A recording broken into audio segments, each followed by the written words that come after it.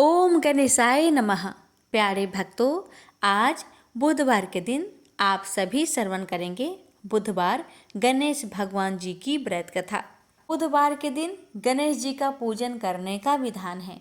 कहा जाता है कि इनका पूजा और कथा को श्रवण करने से भक्तों की सभी दुख कष्ट दूर हो जाते हैं, जीवन में सुख समृद्धि आती है, व्यक्ति में सहनशीलता का विकास होता है, संकट रोग और दरिद्रता से मुक्ति मिलती है, आर्थिक समस्याओं से छुटकारा मिलता है। और इसके साथ ही भक्तों, कथा को अगर श्रद्धा भाव से श्रवण किया जाए तो उनको जल्द ही कर्ज से भी छुटकारा मिल जाता है। तो आइए हम श्रवण करते हैं सभी मनोकामनाओं को पूर्ण करने वाली गणेश भगवान जी की व्रत कथा।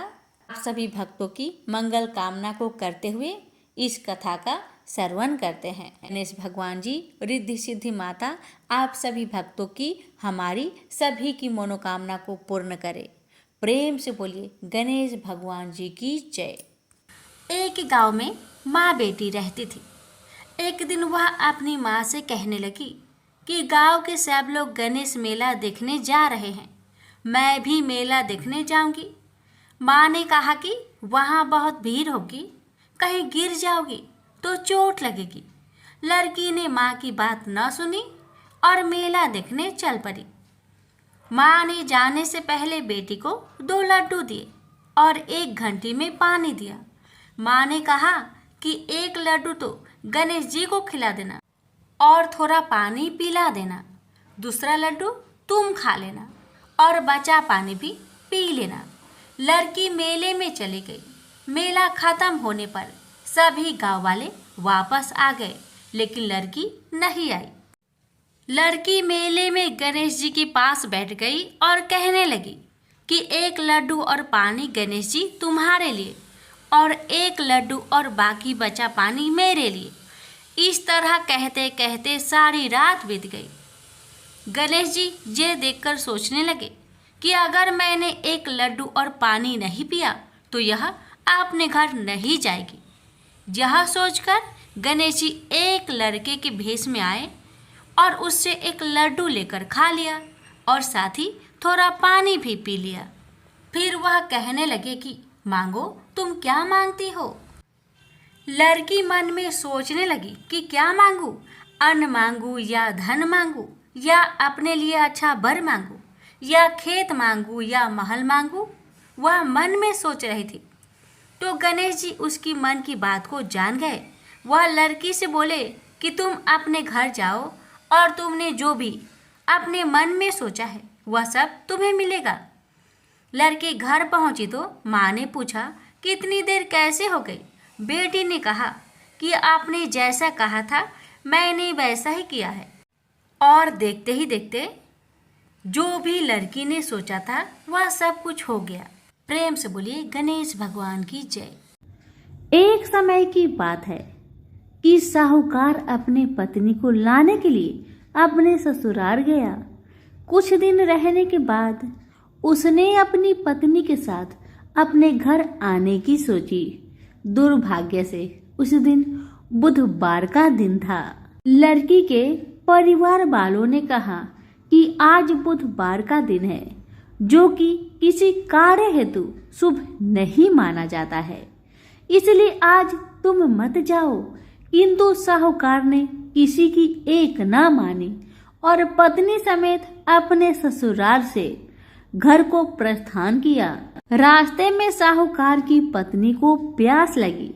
उसने साहूकारनी से कहा, तुम बैलगाड़ी में ही बैठो, मैं पानी लेकर आता हूँ। जब वो पानी लेकर आया तो उसने देखा कि उसका शक्ल का एक आदमी उसके पत्नी के साथ बैठा है। तब उसने जाकर उस पुरुष से पूछा, तुम कौन हो। तब उसने कहा, मैं साहूकार हूँ।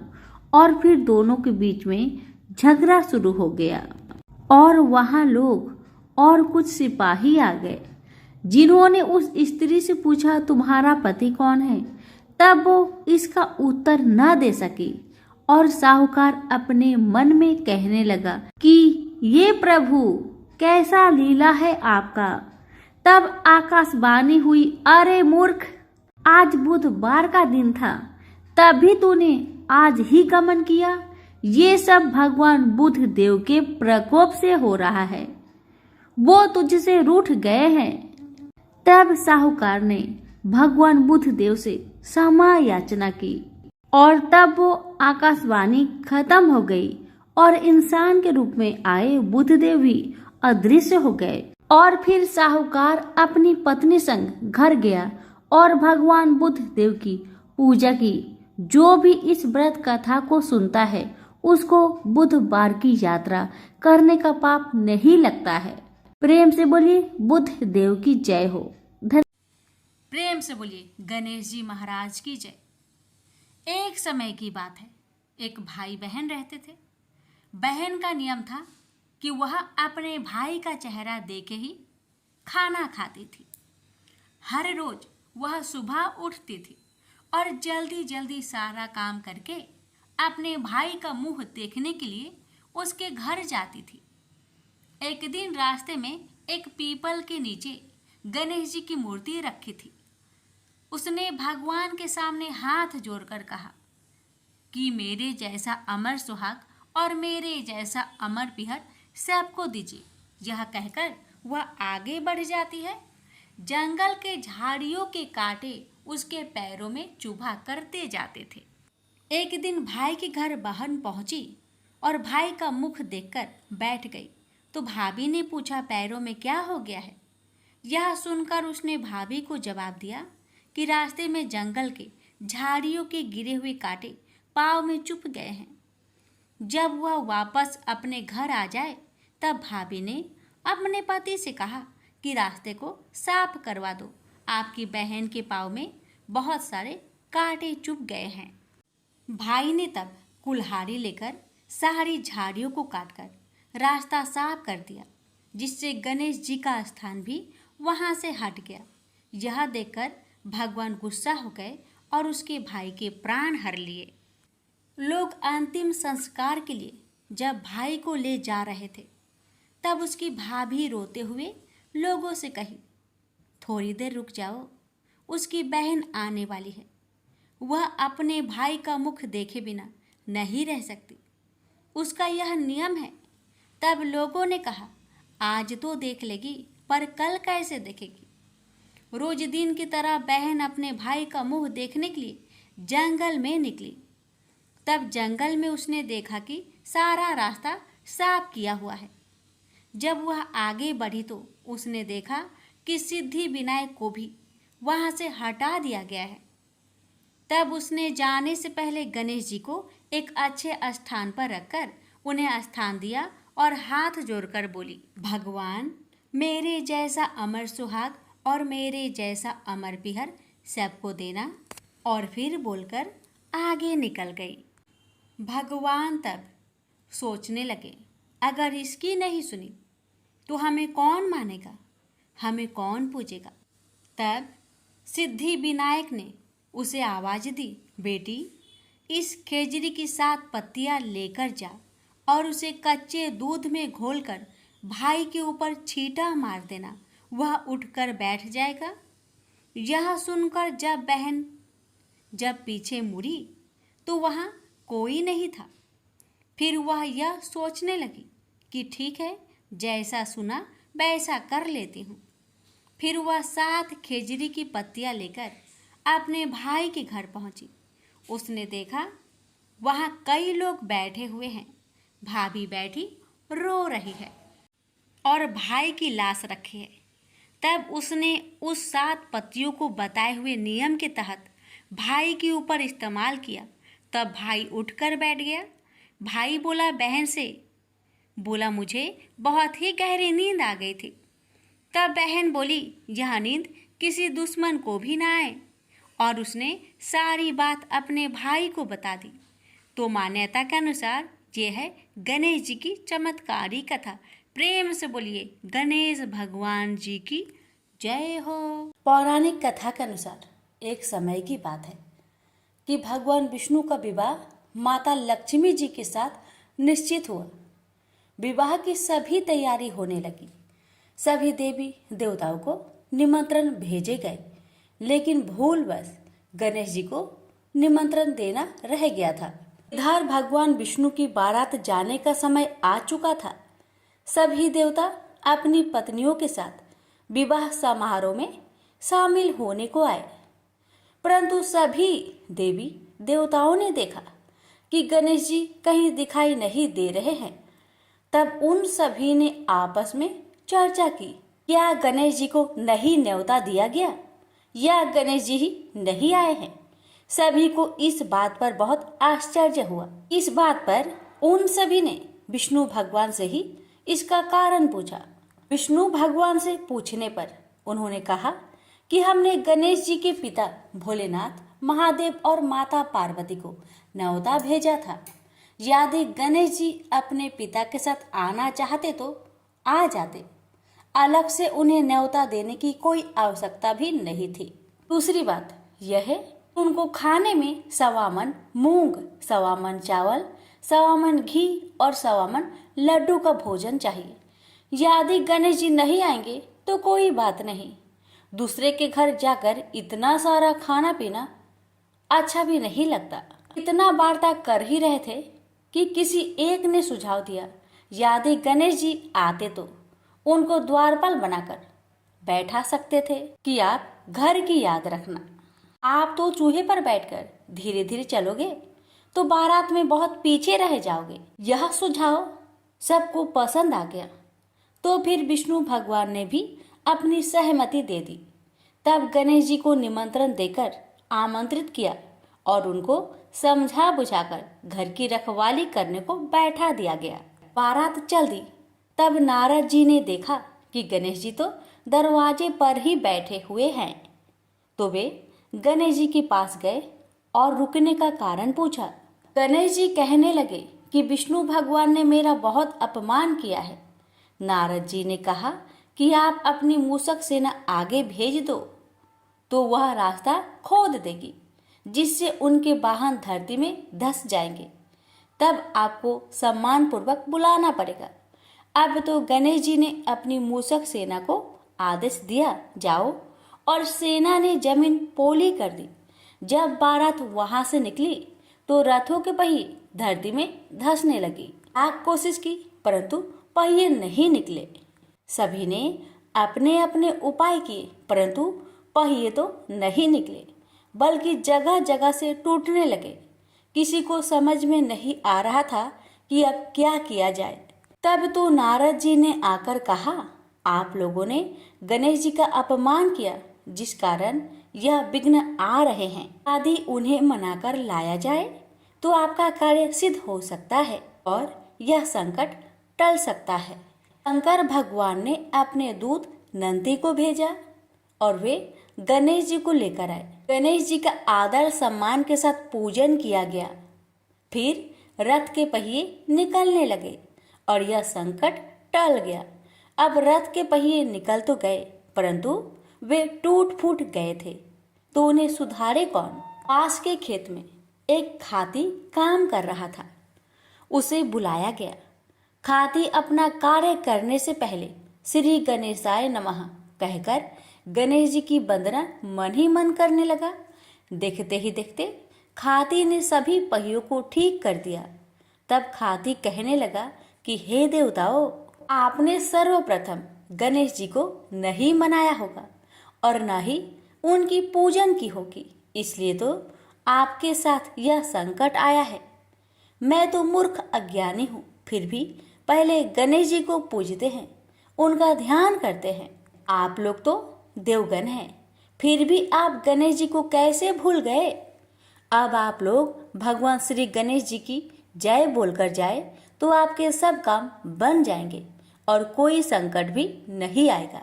ऐसा कहते हुए बारात वहां से चल दी और विष्णु भगवान का लक्ष्मी जी के साथ विवाह संपन्न करा के सभी सकुशल घर लौट आए। हे गणेश जी महाराज, आपने विष्णु को जैसा कारज सरियो ऐसा कारज सबको सिद्ध करिजो। बोलिए गजानन भगवान की जय। बहुत समय पहले की बात है। किसी गांव के बाहर एक बरगद का पेड़ था, जिसके पास ही गणेश जी का एक छोटा सा मंदिर था।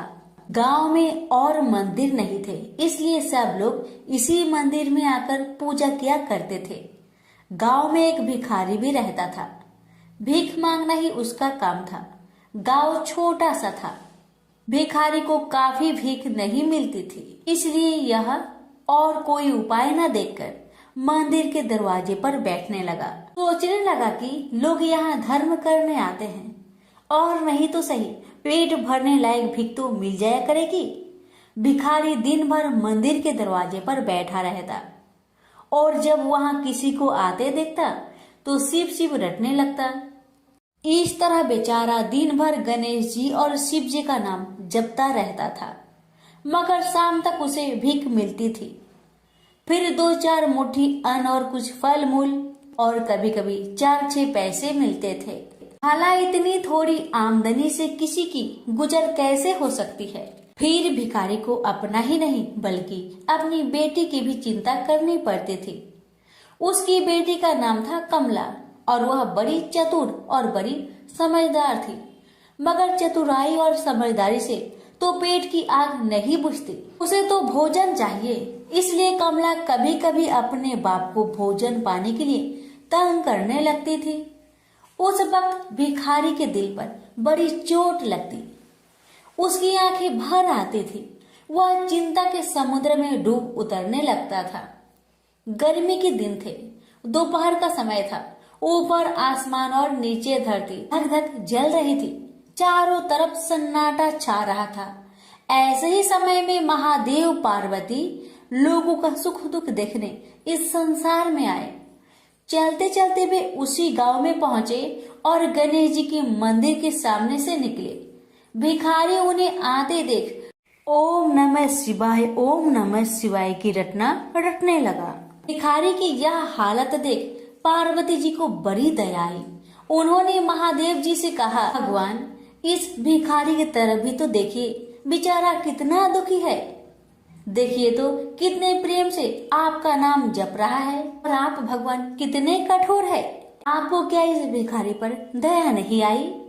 मैंने सुना था कि लोग बड़े पापी हो गए हैं, वो देवताओं का पूजा नहीं करते, मगर नहीं, आज मुझे मालूम हुआ कि इसमें उनका कोई अपराध नहीं, सब तो देवताओं का अपराध ही है। आप इसी भिखारी को ले लीजिए। बेचारा को आपका नाम लेते लेते बरसों बीत गए, इतने पर भी अभागा पेट भर भोजन तक नहीं पाता। जब देवता ही ऐसे कठोर हो जाएंगे तब कोई काहे उनकी पूजा करेगा। महादेव जी को पार्वती जी की बात लग गई। भगवान बोले, देवी आप असल बात क्या है नहीं जानती और आप जान भी नहीं सकती, क्योंकि आपका हृदय ही इतना कोमल है कि मैं कहता हूँ देवी आप जिद ना करें, जो हो रहा है उसे होने दीजिए। देवी ने एक ना सुना तो भगवान ने कहा, ठीक है तो मैं आज इस भिखारी के लिए कुछ बंदोबस्त करा देता हूँ, जिससे इस भिखारी का दुख दूर हो जाएगा। इतना कहकर महादेव जी पार्वती जी के साथ मंदिर में पहुँचे। माता पिता को आते देख गणेश जी उठकर खड़े हो गए। उन्होंने बड़े प्रेम से माता पिता को प्रणाम किया। महादेव जी ने गणेश जी को आशीर्वाद दिया और कहा, देखो बेटा, यह भिखारी बरसों से तुम्हारे द्वार पर बैठा है, मेरा नाम जपा करता है, मगर तुमने अब तक इस पर दया क्यों नहीं किया? अब ऐसा कुछ उपाय करो जिससे इस बेचारे का दुख दूर हो जाए। गणेश जी ने हाथ जोड़कर उत्तर दिया, अच्छी बात है पिताजी, 7 दिन के भीतर उसका दुख दूर हो जाएगा, उसे कहीं न कहीं से 2 लाख रुपए मिल जाएंगे। गणेश जी का उत्तर सुनकर महादेव पार्वती आगे को चल गए। इसी समय एक बनिया मंदिर में पूजा करने आया था। वह आड़ में छिपा छिपा महादेव जी और गणेश जी की बातें सुन रहा था। उसने सोचा, ये तो बहुत अच्छा मौका है, यदि थोड़ी चतुराई से काम लूं तो सहज ही 2 लाख का मालिक मैं हो सकता हूँ। बस वह बड़ी खुशी से भिखारी के सामने पहुंचा और उसे प्रणाम कर एक तरफ बैठ गया। भिखारी को आज तक किसी ने प्रणाम नहीं किया था, न कोई उसके पास आकर बैठा ही था। बनिए की इस काम से भिखारी ने समझा कि यह बेशक कोई भला मानुष है। वह मन ही मन प्रसन्न हुआ और बनिए से बोला, बाबा आप बहुत दयालु जान पड़ते हैं। कहिए मेरे पास आने की कृपा क्यों कर हुई? आप नहीं जानते मैं एक गरीब भिखारी हूँ। बनिए को तो अपना मतलब गांठना था। मीठेपन से बोला, आप भिखारी है? कौन कहता है कि आप भिखारी है? मुझे अच्छी तरह मालूम है कि आप एक पहुंचे हुए महात्मा हैं और आपके दर्शन से लोगों के पाप दूर हो जाते हैं। मैं भी आपके दर्शन करने चला आया हूँ। मुझे आपसे कुछ पूछना है, यदि आज्ञा दो तो पूछो। भिखारी खुशी से बोला, पूछिए। बनिया बोला, भला दिन भर आपको कितनी भीख मिल जाती है? भिखारी बोला, भाई मिलने की क्यों पूछते हो? यहाँ तो पेट की भी लाले पड़े रहते हैं। रोजाना 2-4 मुट्ठी अन्न मिल जाता है, कभी 2-4 पैसे भी मिल जाते हैं। किसी तरह दिन काट लेता हूँ। बनिया कहने लगा, राम राम, आप जैसे महात्मा और यह कष्ट। इस गांव के आदमी भी क्या आदमी हैं? आपकी थोड़ी सी सहायता नहीं कर सकते? आप कैसे यह कष्ट सह लेते हैं? मुझे तो आप पर बड़ी दया आती है। मेरे जी में आता है कि मैं आपकी कुछ सेवा करूं, पर कहने में डर मालूम होता है। भिखारी बोला, आप मेरी सहायता कर सकते हैं? अब बनिया हंसते हुए बोला, मेरी इतनी हैसियत कहाँ है जो आपकी कुछ सेवा कर सकूं? मगर एक बात है, आज से 7 दिन तक आपको जो कुछ भी मिले वह मुझे दे दीजिए। बदले में आपको मैं 100 रुपया दे दूंगा। 100 रुपये के नाम सुनते ही भिखारी मारे खुशी के उछल पड़ा। उसने सोचा, अगर 100 रुपये मिल जाए तो क्या कहना, यहाँ तो 7 दिन में 7 आने के सामान भी न मिले, तब तो 100 रुपये छोड़ देना सरासर बेवकूफी होगी, पूरा गधापन है। मगर इसी समय उसे लड़की की ख्याल आ गई। उसने सोचा, अगर मैं 100 रुपया लेकर घर पहुंचा और मेरी बिटिया रानी गुस्सा करने लगी तो पहले मैं उसकी सलाह ले लेता हूँ। बस यही विचार में आते ही उसने बनिए को जवाब दिया, आपने मुझ पर बड़ी कृपा की, मगर मैं अभी कुछ नहीं कह सकता। सोच विचार करके कल कहूँगा। जब बनिया चला गया तब भिखारी ने अपनी बिटिया को बुलाया और उससे सब हाल कह सुनाया। चतुर बिटिया कमला ने फौरन समझ गई कि इसमें जरूर कोई बनिए की शैतानी है। उसने पिता से कहा, बनिया बिना फायदे के क्यों 100 रुपये देने चला? खैर कोई बात नहीं पिताजी, मैं कल उस बनिए से बातें तय कर लूंगी, मगर आप बीच में कुछ ना बोलना। उधर बनिए का बुरा हाल था। रात भर उसके पेट में चूहे उछलते रहे। बड़ी मुश्किल से सवेरा हुआ। बनिए की जान में जान आई। वह हाथ मुंह धोते ही भिखारी के पास आ पहुंचा और छुटते ही बोला, क्या विचार किया आपने? कमला भी बनिए से निपटने को तैयार बैठी थी। बनिए की बात सुनते ही उसने जवाब दिया, सेठ जी, हम लोगों ने विचार किया, भला 100 रुपये में क्या होता है? इतना सस्ता सौदा होना मुश्किल है, माफ कीजिए। कमला का उत्तर सुनते ही बनिए पर मानो बिजली गिर पड़ी। और लाख रुपए के लालच छोड़ना भी कठिन था। वह 200 रुपए देने को राजी हो गया। अब तो कमला का संदेह और भी पक्की हो गया। वह समझ गई कि बनिया जरूर किसी भारी लाभ के लिए ही इतने रुपए देना चाहता है।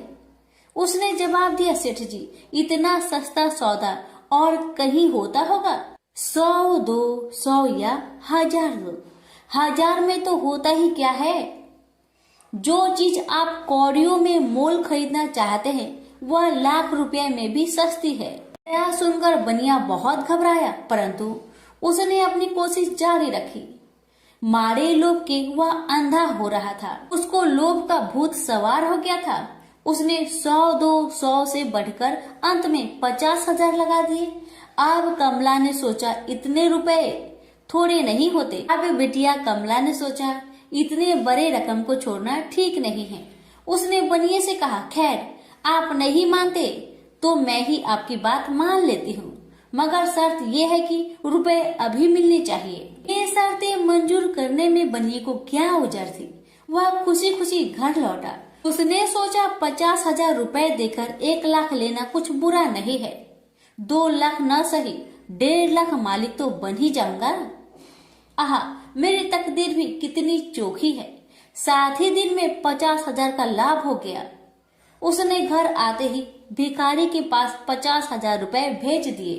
अब बनिया हर रोज भिखारी के पास आता और उसकी दिन भर की भीख घर ले आता। इस तरह 6 दिन बीत गए। अब तो बनिए को बड़ी फिक्र हुई। 7वें दिन वह फिर गणेश जी के मंदिर में पहुंचा। उसने देखा कि आज फिर महादेव पार्वती मंदिर में पधारे हैं। बस वह दीवार से कान सटा उनकी बातें सुनने लगा, मगर यह क्या, उसका कान दीवार में चिपक गया। उसने कान छुड़ाने की बहुत कोशिश की, पर कान टसमस न हुआ। तब वह दाहिने हाथ की सहायता से कान छुड़ाने लगा। इतने में हाथ भी दीवार में चिपक गया। इधर महादेव जी ने गणेश जी से पूछा, बेटा इस भिखारी के लिए कुछ इंतजाम हुआ है? गणेश जी बोले, जी हाँ, उसे 50,000 रुपए तो दिलवा दिए हैं, बाकी के लिए बनिए को दीवार से चिपका कर रखा है। यह बनिया बड़ा लोभी कंजूस है। इसने गरीबों से एक एक के 4-4 वसूल कर अपना घर बनाया है। रुपए वसूल करने में इसने गरीबी पर दया नहीं की। उनके बच्चे भूखे मरते रहे, पर इसने 4 रुपए वसूल करके भी संतोष नहीं किया। इस तरह इसने 1 लाख रुपए से अपनी तिजोरी भर ली है। गरीबों के माल से यह सुख नहीं उठा सकता। अब जब तक यह भिखारी को बाकी 50,000 रुपए न देगा, तब तक दीवार से चिपका रहेगा। गणेश जी की बातें सुनकर बनिए ने अपना माथा को पीट लिया। इसकी आंखें में आंसू बरसने लगे। जब उसने घर से 50,000 रुपए मंगवाया और भिखारी को दे दिए, तब कहीं दीवार से उसका पीछा छूटा। से बोलिए गणेश भगवान की जय, उमापति शंकर भगवान की जय। बात उस समय की है जब परशुराम ने अपनी प्रतिज्ञा के अनुसार पृथ्वी को क्षत्रियों से रहित कर दिया था। तब वे अपने गुरु भूतनाथ के चरणों में प्रणाम करने और गुरु पत्नी अम्बा तथा उनके नारायण तुल्य दोनों गुरु पुत्र कार्तिकेय और गणनायक को देखने की लालसा से कैलाश पहुंचे। वहां उन्होंने अत्यंत अद्भुत कैलाशपुरी का दर्शन किया। अपने गुरु की उस दिव्य पुरी के दर्शन कर उनका नंदन आनंद विभोर हो गए। फिर उन्होंने शिव का 15 योजन ऊंचा और 4 योजन विस्तृत अत्यंत सुंदर आश्रम देखा। परशुराम वहां सबसे मिले और उन्होंने सबसे बात की। इसके बाद वे नंदीकेश्वर से आज्ञा प्राप्त कर प्रसन्नता पूर्वक आश्रम के भीतर प्रविष्ट हुए। कुछ ही आगे जाने पर महातपस्वी परशुराम ने बहुमूल्य रत्नों से निर्मित सैकड़ों मंदिर देखे। उन्होंने वहां का भीतरी द्वार देखा, जो नाना प्रकार की चित्रकारी से चित्रित तथा हीरे मोतियों की गुथी हुई मालाओं से अत्यंत शोभ्यमान था। परशुराम ने द्वार के बाएं भाग में अपने गुरु पुत्र कार्तिकेय को देखा और दाहिने ओर पार्वती नंदन गणेश तथा शिव पार्वती का अवलोकन किया। वे वहां रत्नाभरण भूषित बहुमूल्य रत्नों से बने सिंहासनों पर आसीन थे। परशुराम सबसे मिलते और प्रेम पूर्वक बात करते हुए प्रसन्नचित चित्त से आगे बढ़े ही थे कि गणेश ने उन्हें देखकर कहा, शूलपाणी इस समय शयन कर रहे हैं। मैं उन परम प्रभु की आज्ञा प्राप्त कर तत्काल तुम्हें साथ ले चलूंगा। बस इतनी देर रुक जाओ। परशुराम ने गणेश के सम्मुख खड़े खड़े उत्तर दिया, बंधुवर, मैं अपने गुरु शिव व माता पार्वती के दर्शन करना चाहता हूँ। मैं उनके चरणों में प्रणाम कर अभी लौट जाऊंगा। गणेश ने उन्हें अनेक प्रकार से समझाते हुए कहा, इस समय भूतेश्वर शिव एवं माता पार्वती अंतःपुर में है, अतएव अभी आपको वहां नहीं जाना चाहिए। परम गुरुदेव शिव एवं माता पार्वती के चरण कमलों के दर्शन करने का मेरा सहज अधिकार है। परशुराम अपने आग्रह पर दृढ़ थे, किंतु गणेश उन्हें अत्यंत विनय पूर्वक समझाते रहे। मैं तो परम पिता शिव एवं माता पार्वती के दर्शनार्थ जाऊंगा ही। यह कहकर परशुराम आगे बढ़ना ही चाहते थे कि गणेश ने उन्हें रोक दिया। 21 बार पृथ्वी को क्षत्रियों से रहित करने वाले भृगु नंदन कुपित हो गए और उनका गणेश से विवाद ही नहीं हुआ, हाथापाई भी होने लगी। कुमार कार्तिकेय ने उन्हें समझाने का प्रयास किया, किंतु क्रोध परशुराम ने उन्हें धक्का दे दिया, जिससे वह गिर गए। शिव पुत्र गणेश ने उठकर परशुराम की उद्दंडता के लिए उनकी भर्त्सना की, तो क्रोध परशुराम ने अपना तीक्ष्ण परशु उठा लिया। तब गणेश ने अपनी सूंड बढ़ाकर उन्हें उसमें लपेट लिया और घुमाने लगे। गणेश की सूंड में लिपटे परशुराम सर्वथा असहाय और निरुपाय थे। गणेश के योग बल से परशुराम स्तंभित रह गए। गणेश ने परशुराम को सप्तद्वीप, सप्त पर्वत, सप्त सागर, भूलोक, स्वर्गलोक, जनलोक, ध्रुवलोक, गौरीलोक और शंभुलोक में घुमाते हुए समुद्र में फेंक दिया। परशुराम समुद्र में तैरने लगे तो निरामयी गणनाथ ने उन्हें पुनः अपनी सूंड में उठा लिया और घुमाते हुए बैकुंठ धाम दिखाकर गोलोक धाम का दर्शन करा दिया। वहां परशुराम ने मंद मंद मुस्कुराते हुए बंसी विभूषित नवनीरद श्री कृष्ण के साथ रासवेड़ी राधा का दर्शन किया, तो वे बार बार उनके मंगलमयी चरण कमलों में प्रणाम करने लगे। कुछ देर बाद परशुराम सचेत होकर पृथ्वी पर गिर पड़े। इस समय उनका प्रतिवादी मुख स्तंभ गणेश जी द्वारा किया हुआ स्तंभन भी दूर हो गया। तब उन्होंने अपने अभीष्ट देवता श्री कृष्ण के जगत गुरु शिव द्वारा प्रदत्त परम दुर्लभ स्रोत एवं कवच का स्मरण किया और संपूर्ण शक्ति से सूर्य की प्रभा के तुल्य तीक्ष्णतम अपने परशु से गौरी नंदन पर प्रहार कर दिया। गणेश ने अपने परम पूज्य पिता के अमोघ अस्त्र का सम्मान करने के लिए उसे अपने बाएं दांत से पकड़ लिया। शिव शक्ति के प्रभाव से वह तेजस्वी परशु गणेश के बाएं दांत को समूल काट कर पुनः रेणु का पुत्र परशुराम के हाथ में लौट आया। गणेश का दांत टूटते ही भयानक गर्जना हुई और रक्त का फवारा फूट पड़ा। मुंह से निकलकर रक्त से सना दांत भूतल पर गिर पड़ा। उस समय धरित्री कांप उठी। यह दृश्य कार्तिकेय, क्षेत्रपाल आदि पार्षद तथा शून्य में देवगण अत्यंत भयभीत होकर हाय हाय करने लगे। कैलाशवासी डर से मूर्छित हो गए। निंद्रापति सुधत्मा शिव की निंद्रा भंग हुई। बेटा यह क्या हुआ? दौड़ी हुई पार्वती आई तो उन्होंने अपने पुत्र गणेश के टूटे दांत तथा रक्त से सने हुए मुंह को देखा और देखा कि उनके हृदय खंड गणेश क्रोध शून्य परम शांत लज्जा से सिर झुकाए खड़े हैं। अत्यंत व्याकुल होकर उन्होंने स्कंद से पूछा, क्या बात है?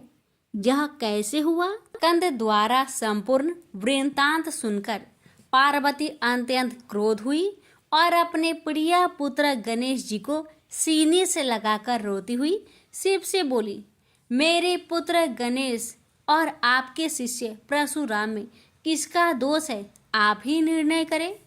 फिर माता पार्वती ने अपने सम्मुख परशुराम को शिव के प्रमोदक द्वारा चरण कमलों की निर्भयता पूर्वक सेवा करते हुए देखकर कहा, हे महाभाग राम, तुम योगियों के गुरु देवाधिदेव महादेव के शिष्य हो। तुम शुद्ध मन वाले हो। तुम्हारी अशुद्धता का कारण मेरी समझ में नहीं आ रहा। तुमने करुणामय गुरु से अमोघ परशु प्राप्त कर पहले तो उसकी क्षत्रिय जाति पर परीक्षा की और अब गुरु पुत्र पर परीक्षा की है। श्रुति गुरु दक्षिणा देने का निर्देश करती है और तुमने अत्यंत निर्दयता पूर्वक गुरु पुत्र का समूल एक दांत ही नष्ट कर दिया। अब इसका सिर भी काट डालो। चरमता कामोघ परशु प्राप्त कर ले तो क्षुद्र श्रृंगाल भी वनराज को मार सकता है। इतना कहकर क्रोध से भगवती पार्वती परशुराम को मारने के लिए प्रस्तुत हो गई। भय बस परशुराम ने मन ही मन करुणा सागर गुरु को प्रणाम कर अपने इष्ट देव गोलोकनाथ श्री कृष्ण का स्मरण किया। तभी पार्वती ने अपने सम्मुख एक बौने ब्राह्मण बालक को देखा। उस पर तेजस्वी ब्राह्मण बालक को देखकर आतुरता से भगवान शंकर ने भक्ति पूर्वक मस्तक झुकाकर प्रणाम किया। उसके बाद माता पार्वती ने भी उसे प्रणाम किया। परम तेजस्वी ब्राह्मण बालक ने शिव एवं पार्वती को शुभ आशीर्वाद प्रदान किया। यह दृश्य देखकर कैलाशवासी बालक बालिकाएं भयभीत एवं चकित हो गए। फिर भगवान शंकर ने उनका पूजन किया। वे वामन भगवान रत्न सिंहासन पर विराजमान थे। उनका उत्कृष्ट तेज सर्वत्र फैल रहा था। भगवान शंकर ने मधुर शब्दों में कहा, आज मेरा परम सौभाग्य है जो आपने कृपा पूर्वक मेरे यहाँ पधारकर मुझे सेवा का अवसर प्रदान किया है। आशुतोष शिव की मधुर वाणी से प्रसन्न होकर ब्राह्मण बाल रूपी स्वयं श्री हरि ने गंभीर स्वर में कहा, आप लोग की वर्तमान स्थिति जानकर मैं श्वेत द्वीप से आ रहा हूँ। मेरे भक्तों का कभी अमंगल नहीं होता। मेरा सहस्त्रसार उनके रक्षार्थ प्रतिक्षण प्रस्तुत रहता है, किंतु गुरु के रुष्ट होने पर मैं विवश हो जाता हूँ। गुरु की अवहेलना बलवती होती है। विद्या और मंत्र प्रदान करने वाला गुरु अभिष्ट देव से 100 गुना श्रेष्ठ है।